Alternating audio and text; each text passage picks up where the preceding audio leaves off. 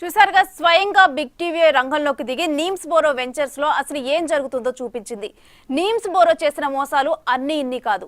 ప్రతి వెంచర్లోనూ అడుగడుగున అక్రమాలే. వాటిపైన దృష్టి పెట్టింది బిగ్ టీవీ. కొనుగోలుదారులు మోసపోకుండా ఉండేందుకు ప్రతి వెంచర్ పైన త్వరలోనే కథనాలు ప్రసారం చేయబోతోంది.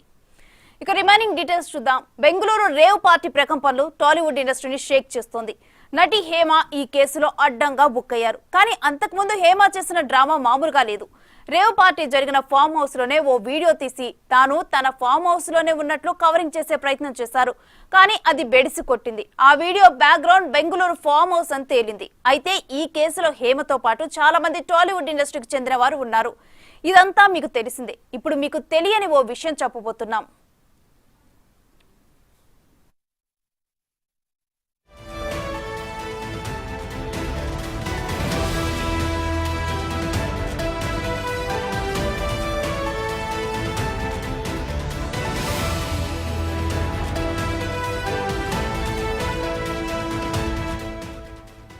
ఇప్పుడు మీకు ఓ వీడియో చూపిస్తున్నాం. ఇది హేమ 2022 మే 1వ తేదీన తన ఇన్స్టాగ్రామ్ లో పోస్ట్ చేశారు. ఆవకాయ అన్నం కలుపుతూ తమ ఇంటికి ఓ కొత్త గెస్ట్ వచ్చాడని ఆ వ్యక్తికి ఒక ముద్ద పెట్టింది. అక్కడ సీన్ కట్ చేద్దాం. ఈ వ్యక్తిని బాగా గుర్తు పెట్టుకోండి.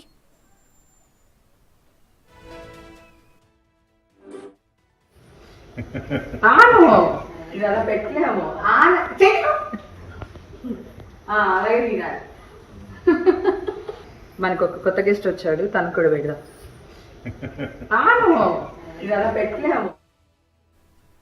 ఇప్పుడు రేవ్ పార్టీలో అరెస్ట్ అయిన వారిని పోలీసులు తీసుకెళ్తున్న వీడియో చూద్దాం.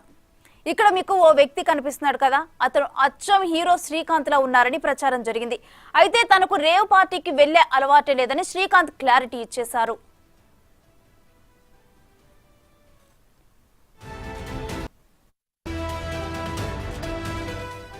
మరి శ్రీకాంత్ ని పోలి ఉన్న వ్యక్తి ఎవరు అంటే, మనం హేమ ఆవకాయ వీడియో చూసాం కదా, అందులో ఆవకాయ తిన్నది, ఇక్కడ ముఖం దాచుకున్నది ఒక్కరేనా? కొంచెం నిశితంగా పరిశీలించి చూస్తే మీరు కూడా అవును వారిద్దరూ ఒక్కటే అంటారు.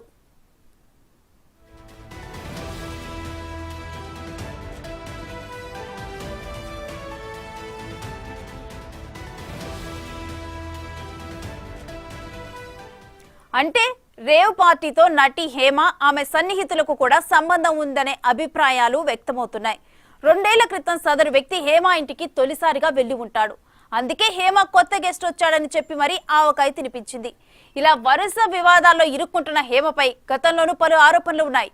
బ్యాక్ టు బ్యాక్ కేసుల్లో ఇరుక్కుంటున్న హేమపై నెటిజన్లు తీవ్ర స్థాయిలో విరుచుకుపడుతున్నారు.